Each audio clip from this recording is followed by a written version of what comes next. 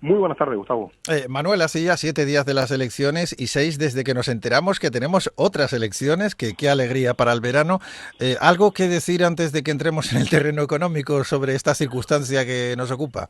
Bueno, pues decir que, como ya decíamos en la nota de prensa de Faconoto Canarias de este cierre del mes de mayo, las elecciones siempre son una cuestión que da cierta incertidumbre y que, por tanto, bueno, pues no es bueno para el sector ni para los mercados hasta que se ve qué ocurre, ¿no? Entonces, este adelanto electoral, y más siendo en verano, bueno, yo no quiero pensar que vaya a ser negativo, pero tampoco, desde luego, muy positivo no es, en la fecha, por lo menos. Sí, porque les he oído a ustedes que las elecciones como que han estancado la venta de coches en Canarias, ¿no? Porque sea esta circunstancia tan Es, causa al- directa, ¿no? es algo histórico, porque si analizas todos los meses electorales, pues ha ocurrido en elecciones tras elecciones, y yo creo que motivado también por esa incertidumbre. Bueno, leíamos hace muy pocos días en los periódicos que más de 200 puestos de trabajo se ponen en juego solo en el cambio de gobierno de Canarias. Entonces, bueno, pues eso también yo creo que mucha gente pues le retrae o le crea cierta incertidumbre. Ujú.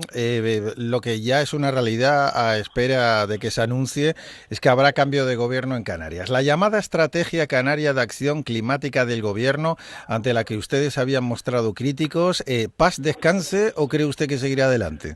Mire, yo no me atrevo a decir que paz descanse, porque usted sabe que esto es política y en política todo es posible, ¿no? Lo que sí es verdad es que yo creo que nunca vivió.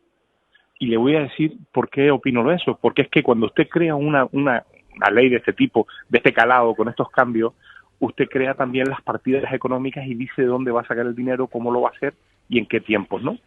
Y sin embargo aquí no había ningún tipo de ficha financiera, había una cantidad de buenas intenciones tremendas, pero no sabíamos de dónde iba a salir el dinero, no sabíamos de dónde íbamos a obtener los recursos y no sabíamos si las diferentes administraciones implicadas iban a colaborar en ello. Entonces yo lo declaro más que una ley en una parte de buenas intenciones.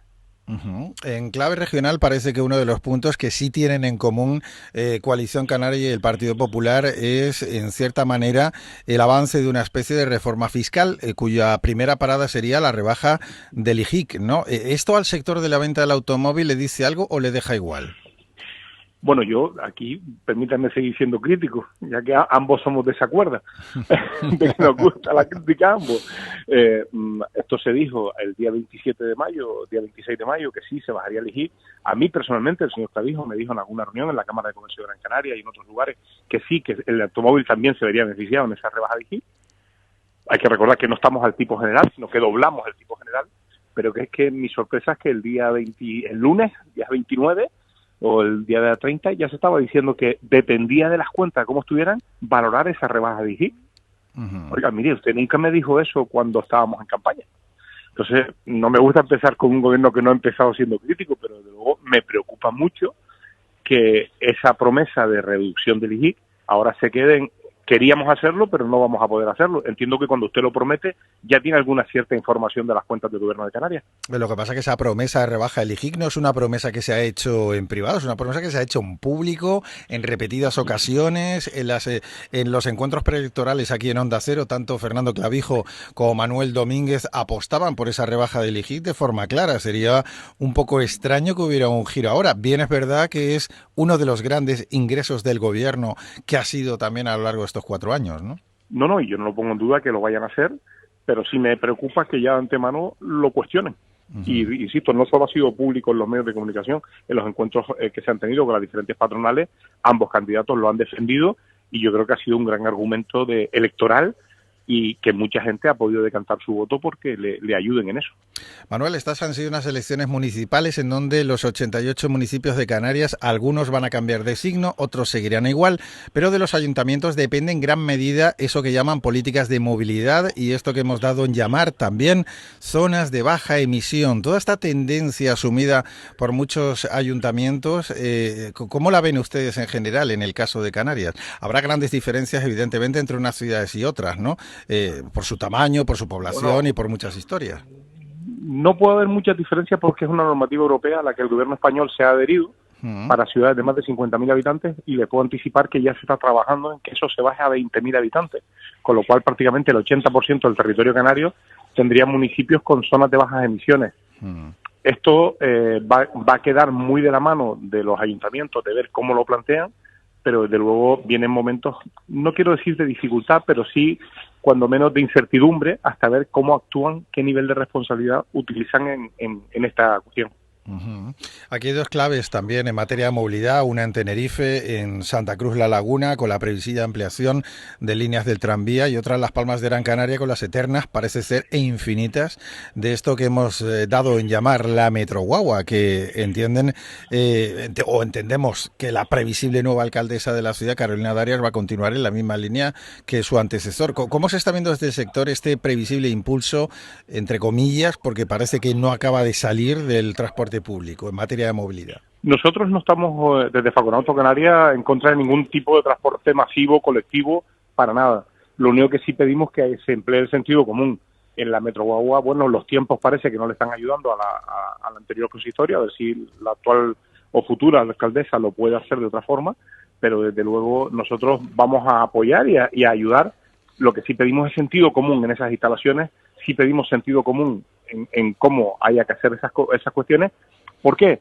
Porque al final afectan el día a día de los ciudadanos, y al final no hay que olvidar que la movilidad nos afecta a todos de una manera directa o indirecta de alguna forma. Uh-huh. La última vez que hablamos tenían los concesionarios de coches en Canarias serios problemas para cumplir con los compromisos de venta de vehículos en un plazo razonable. Vamos a decir, el tiempo de demora desde que se compra un coche hasta que este se entrega era excesivo. No sé si a estas alturas de 2023 esto se ha ido normalizando.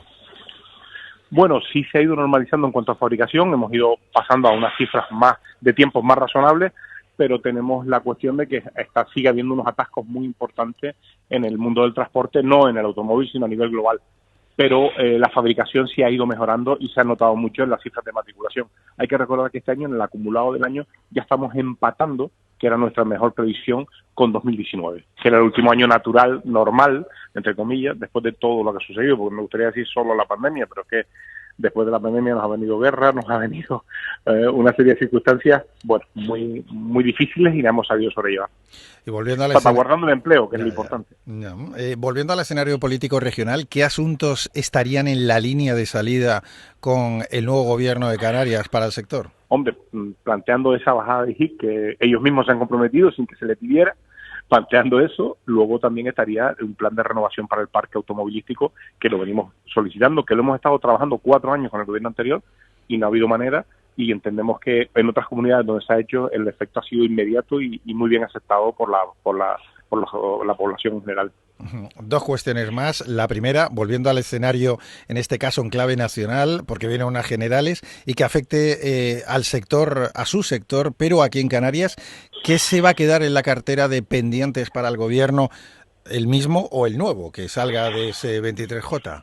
Hombre, se queda pendiente sobre todo esa ley de cambio climático que usted dice, que usted mismo avisa, se queda pendiente la acción para renovar el parque que habíamos venido trabajando durante muchos meses, y sobre todo, para mí, se queda pendiente algo muy importante, las infraestructuras que se habían prometido para la electrificación del parque, donde, quitando la excepción de Gran Canaria, el resto de islas pues no han visto esa evolución, y muy en particular Tenerife, que tiene mucho trabajo por hacer.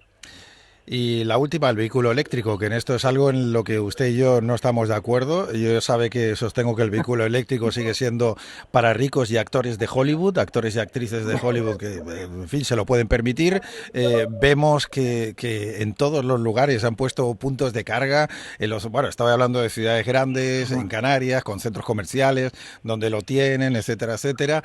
Pero seguimos viendo que es algo absolutamente, y yo lo siento, inalcanzable para un ciudadano normal y corriente, inalcanzable de momento. Yo no sé si en su visión del futuro a corto o medio plazo eso acabará siendo una realidad para todos, asequible. Yo creo que sí, pero vamos a ver la evolución que tiene, porque en los últimos momentos ha habido un evidente cambio en la Unión Europea y vamos a tener que esperar, y yo creo que sí. Esto va a depender mucho de una cosa, que es cuestión de volumen. Las cuestiones de volumen solo se pueden solucionar cuando el mercado tire de verdad en este sentido y haya las infraestructuras necesarias y sigan los apoyos. Está demostrado que hay lugares donde sí se ha podido lograr. Hay que recordar que Portugal tiene menos renta per cápita que España y tiene un desarrollo 4 veces mayor del vehículo eléctrico que España. Por tanto, es solo esa cuestión.